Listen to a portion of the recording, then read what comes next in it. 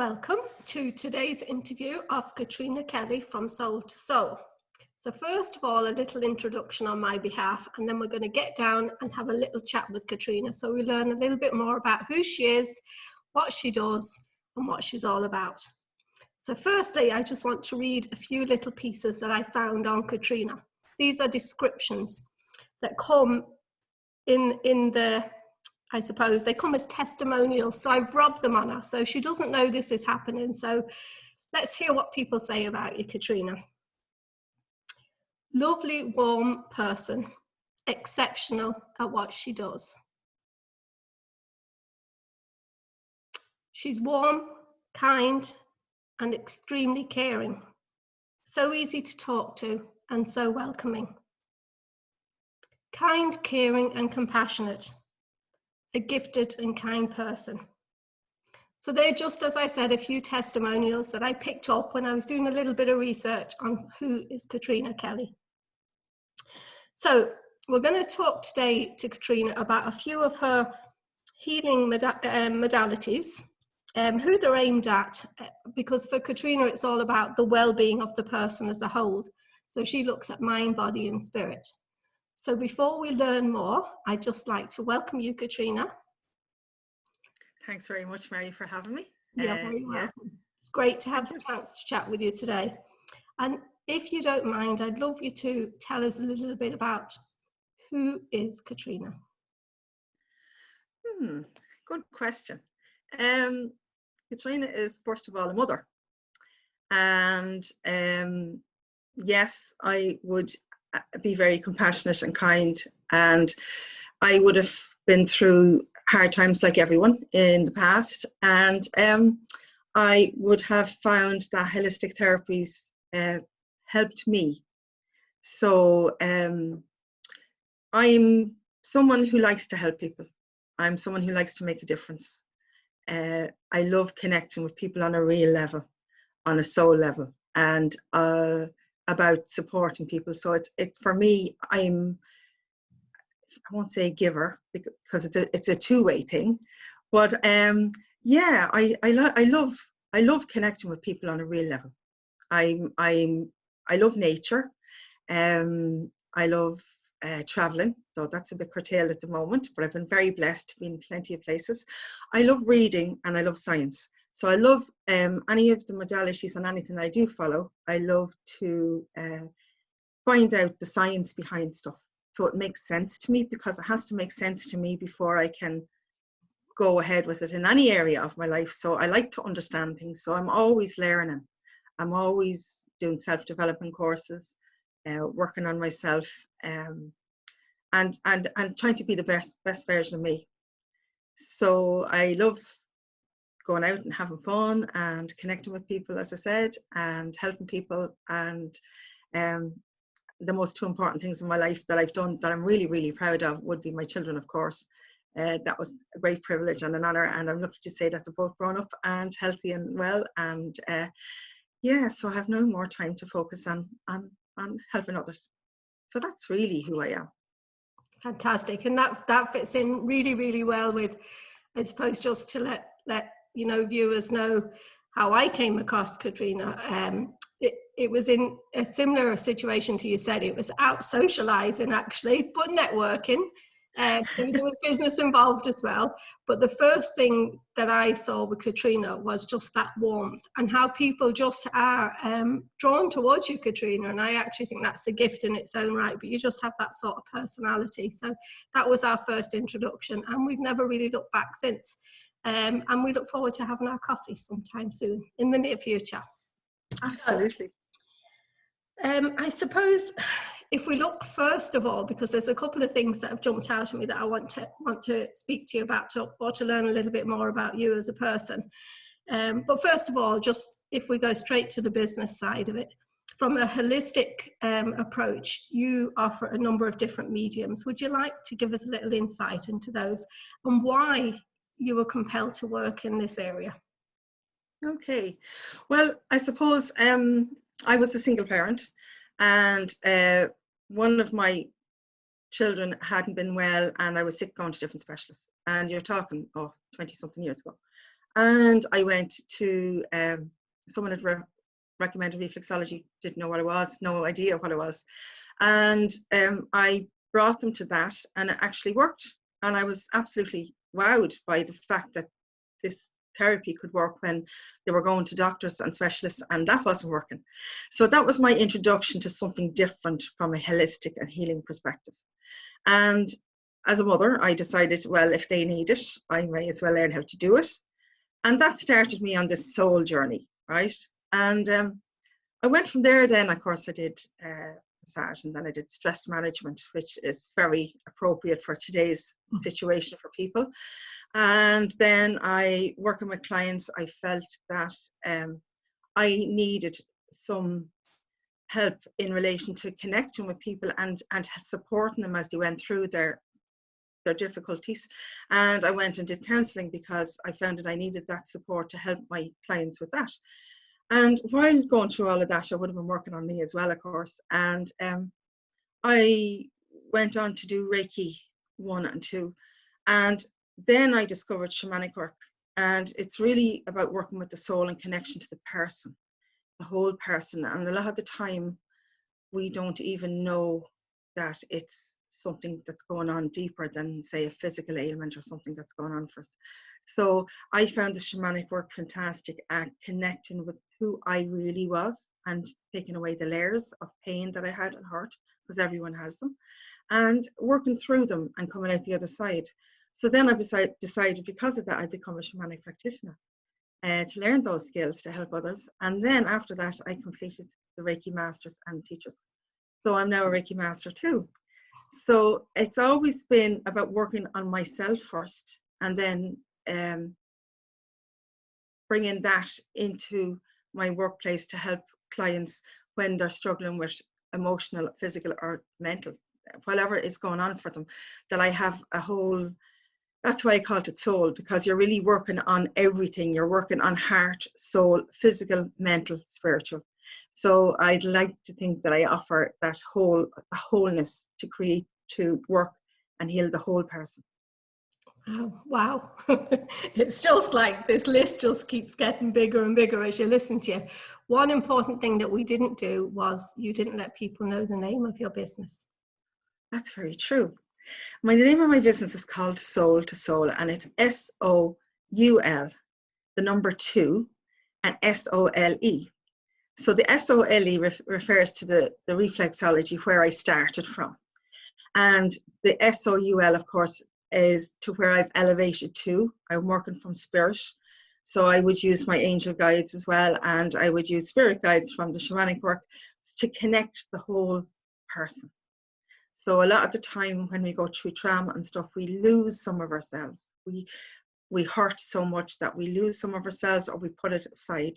And it's hopefully I help to people reconnect with themselves on a whole level, and to understand that there's more than just the physical, that everything is interconnected. Yeah, fantastic. And I love the name Soul to Soul. So it just, Thank you. it so describes what you're about as well. So it's a perfect name for you. And I think what's really nice about your story is how you relate it to, what it's meant to you on a personal level first.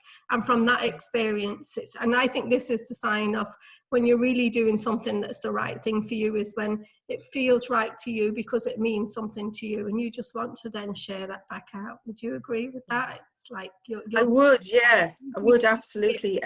Give that gift back out, which is really beautiful. Yeah, it's sharing. It's, at the end of the day, we're all connected. So I'm grateful to have got to this stage of my life and to have learned the lessons I have. And it's all about connecting with others and helping others now at this stage. And I'm grateful to be in that position to be able to do that. It's a privilege for me to be in this position. And I get so much out of it, because every person that comes into me, it's an exchange of energy. It's not just a one-way thing. I get something from it as well, of course. And it's a wonderful space to have between two people. It's lovely. It is, and it's great because it's nourishing two ways, and I really like that. I think that's the beauty of anyone who works within the holistic side of things, it is always a two-way relationship, isn't it? Which is really, really nice. That's not always the same if you're going to maybe from a medical perspective. It's not two-way in that same way that you're Not necessarily, because they're trying to treat a symptom. yeah. They're not trying to allow for that relationship. Exactly. It doesn't allow for that relationship. It, they deal with what's presented to them. Yeah. Whereas I sort of peel back the layers, for want of a better word. Bearing in mind, I only peel back as far as where people are comfortable with and where they want to work to, because you have to respect everybody's boundaries, and everyone is different. So it's about connecting with the person, seeing where they're at, what they need, and how we can progress them to make them feel better about themselves and enhance their lives. I think that's a really important point, Katrina, because when somebody comes to your door, I know we had a great chat one time where I came and we were just sitting and we were talking, and I had said to you, I'm feeling this, and it was actually a pain in my back that I was describing to you.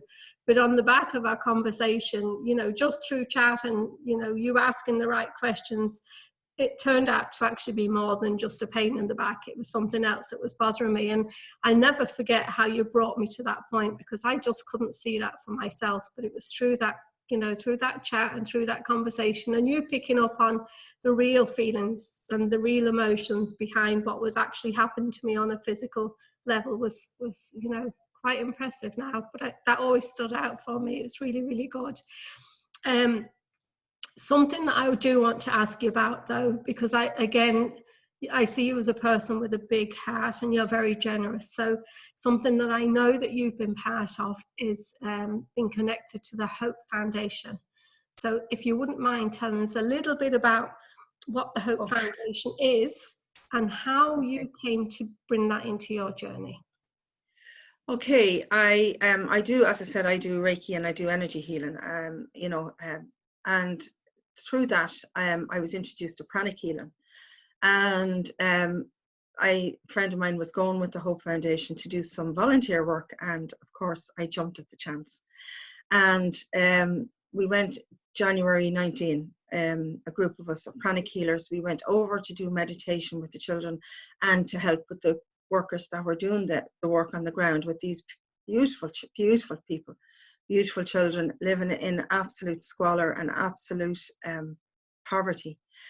And what I got out of it was the amazing, the joy, the absolute joy that these people had with nothing. Like, we would look at them and go, oh my God, how could you be so happy?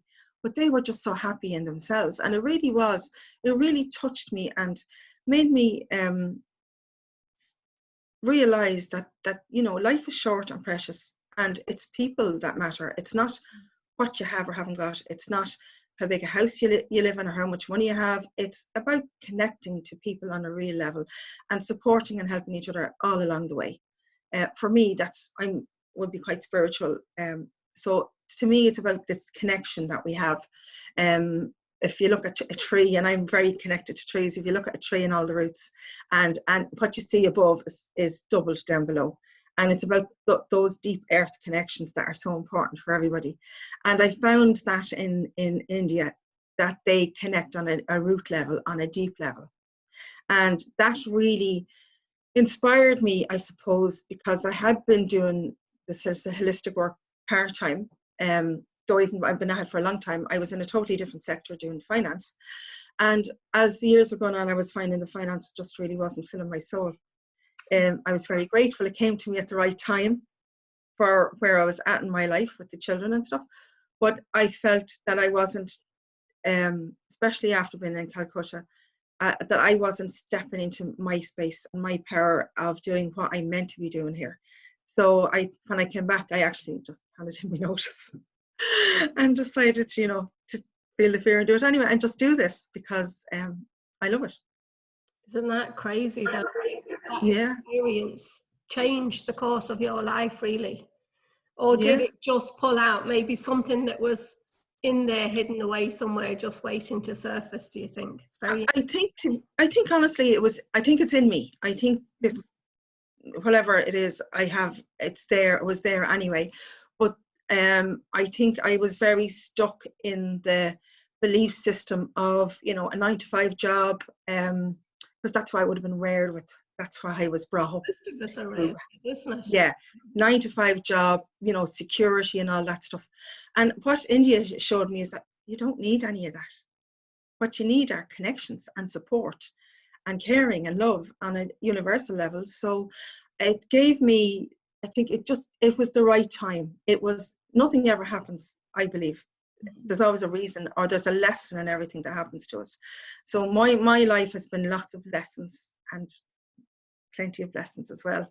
And you know, it was a stark reality to see people living in such squalor. I'd seen it before in different countries, but not to that extent, and not on the scale, you know, the scale of it is just huge. And it was to see people really working from a genuine heart space, wanting to help other people.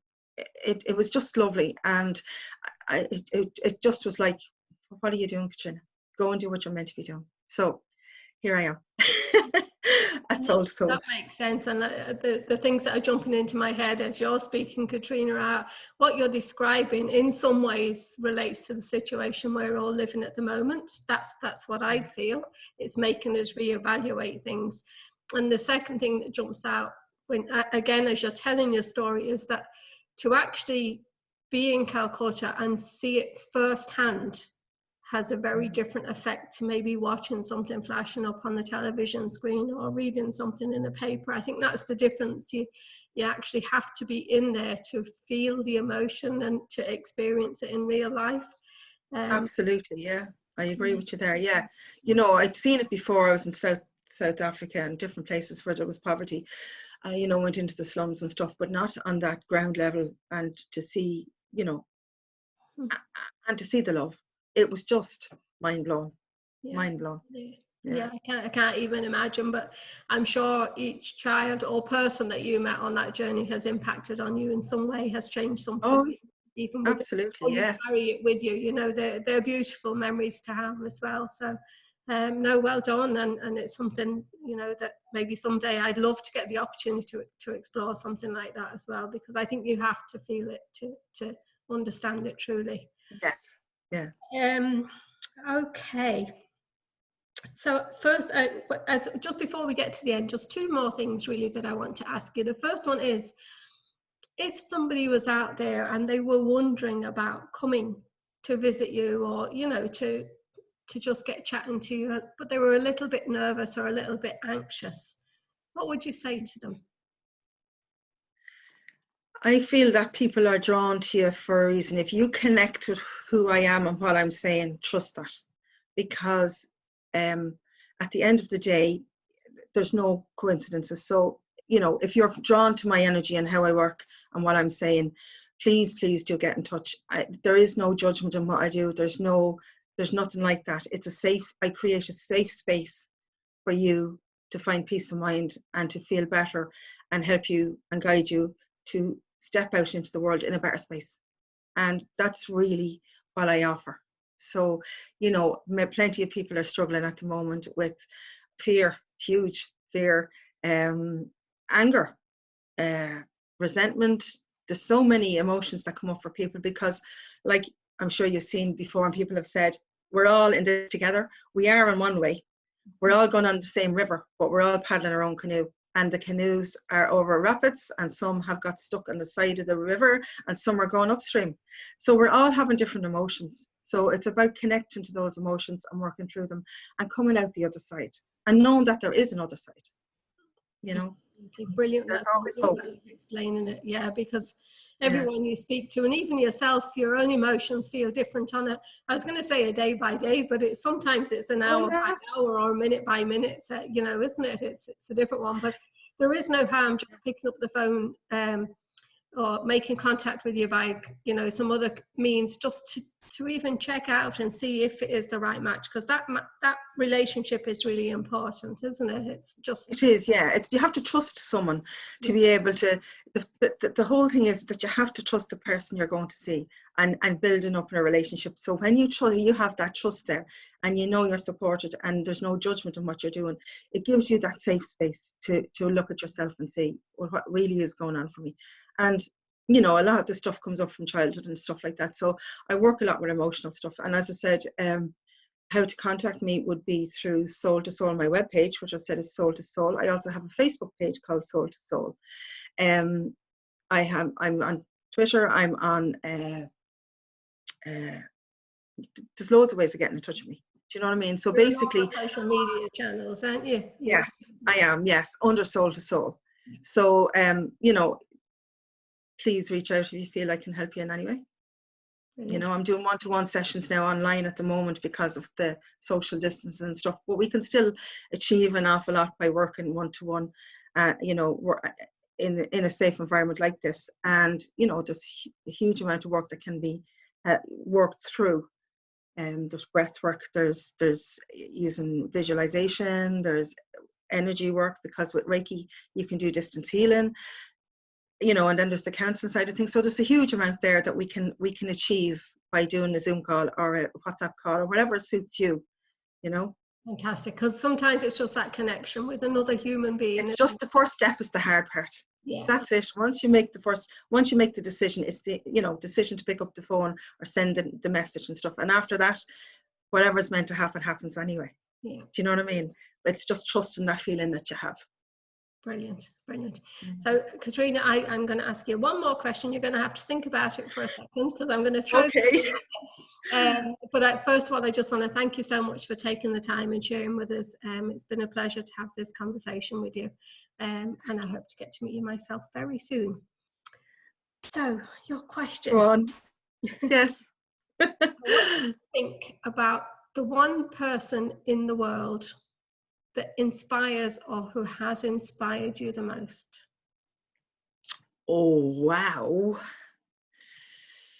I'm sure there's probably loads. There's loads. Yeah, there is loads. Oh, Can you share Janie one? Mac. Or for what reason? Maybe it's something. I think after being to Calcutta, I'd have to say Mother Teresa, after being and seeing where she lived in her actual little tiny room where she'd nothing, and to see through compassion and working with her heart as opposed to working with material things, the impact that she had on so many lives.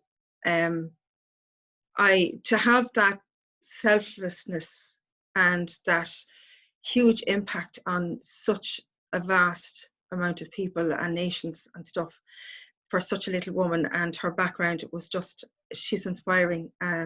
Yeah, you know, it was all a spiritual journey for her and helping people through that while supporting them through the very hard times. And yeah, I just admire that amazing strength that she had and the unwavering faith, or whatever it was that was driving her. I wouldn't say I'm religious, but I'm very spiritual. So it's that force that she had within her that she could share, and by sharing, she helped.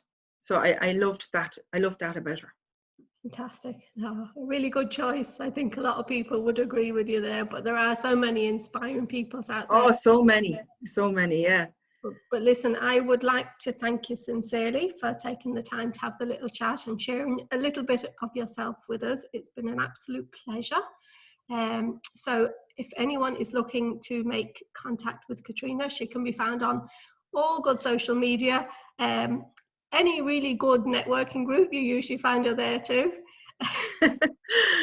Walking the streets as well, because she loves to get her exercise in. I do. So, Katrina, I would like to thank you very, very much, and hope to speak to you again soon.